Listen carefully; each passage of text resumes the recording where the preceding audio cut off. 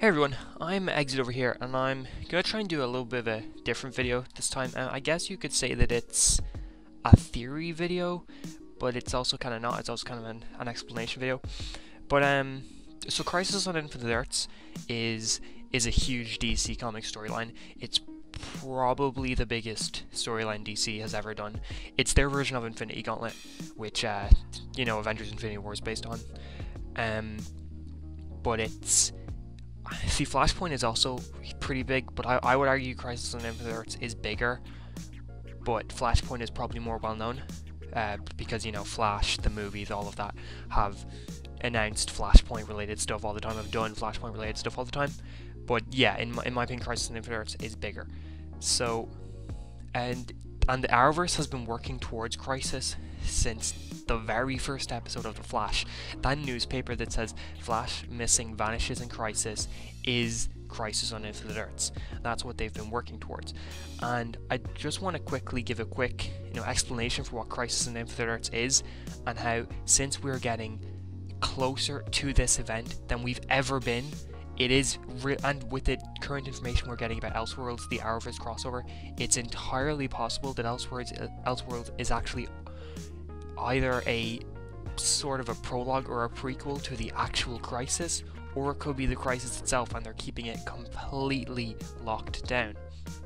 So Crisis on Infinite Earths it's essentially the destruction of the multiverse. So the multiverse, obviously if you're watching this video you probably know what it is, but it's the multiverse is like all the different Earths. For example, Arrow, Flash, Legends of Tomorrow all take place on Earth 1, Supergirl takes place on Earth 38, J.A. Garrick's from Earth 3, and all that. So if Crisis on Infinite Earths happens, it'll probably end up with all of the Earths getting destroyed except for Earth 1. But what happens is that little pieces are taken from every Earth and they're combined into one Earth.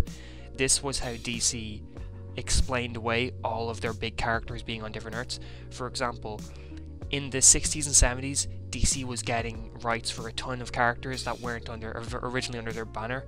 For example, Shazam was part of Fawcett Comics.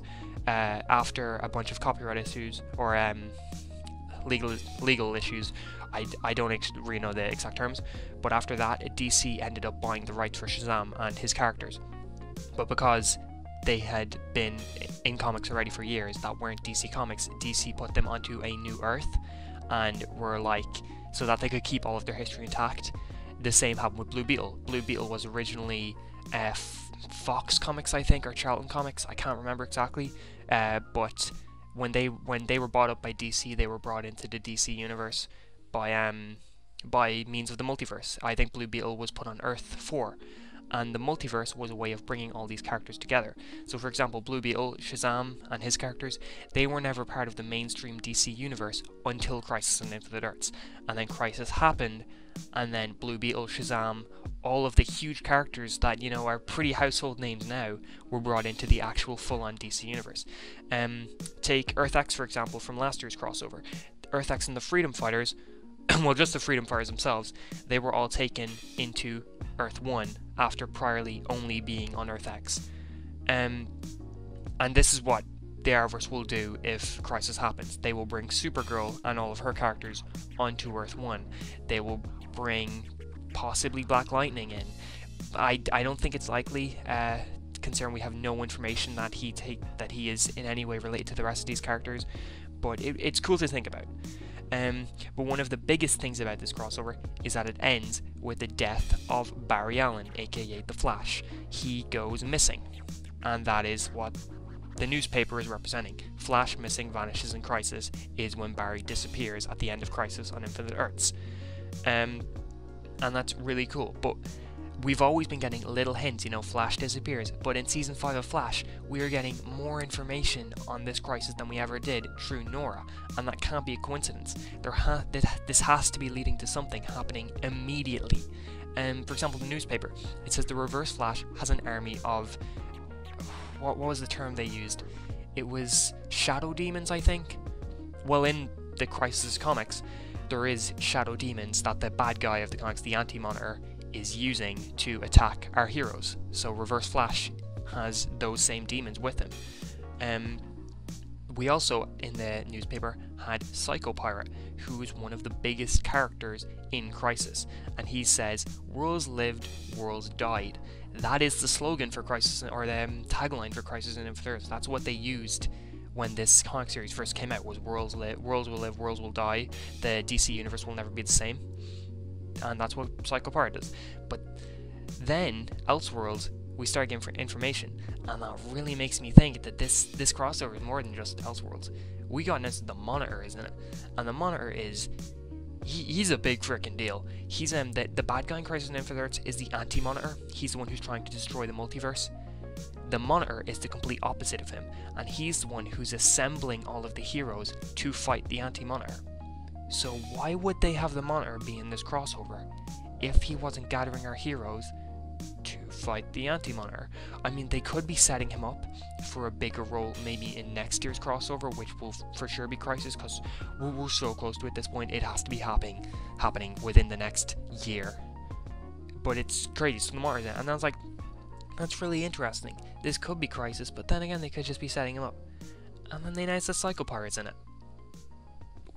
The pieces are coming together. You know, Psycho Pirate, I mean, again, they could just be setting these characters up for when the crisis really does happen. But I just feel like this has to be something bigger than just Elseworlds. It's kind of mind-boggling to think about that we're getting this so soon. But I'm assuming, I know that The Flash episode 8, which is their 100th episode, is due to have flash forwards to Nora's time. So I'm thinking, or maybe not just Nora's time, maybe do 2024 in general. So I'm thinking that maybe they're going to use flash forwards to explain how we're getting Crisis now, or it could be that you know, Nora showing up, changing the timeline, as we've already seen with Cicada in The Flash. We know that his timeline has been changed because of Nora coming back. So it is possible that the same is true for Crisis. Crisis is happening earlier because Nora came back in time. It's pretty cool to think about. But yeah, that's kind of it that I wanted to talk about. Sorry, there's something else I actually wanted to mention that I forgot to put into the video. Is that with the possibility that we're getting heroes from different Earths, so we're getting the Flash from the 1990s Flash series, and the possibility, this is not confirmed in the slightest, but the possibility of getting characters from Smallville, the TV show, that means that there is a bunch of different Earths coming together.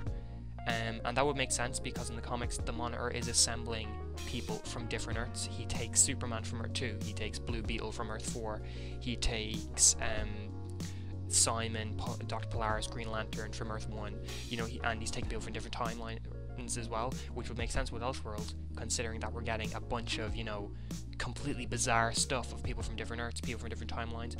So it could be that he's just assembling forces to fight the Anti-Monitor. It's pretty crazy. Just wanted to give a brief explanation of Crisis on Infinite Earths and how it is possible that we're getting it this year, or this crossover. But thank you very much for watching, and let me know what you think. And please consider liking and subscribing if you like this video. Thank you. See ya.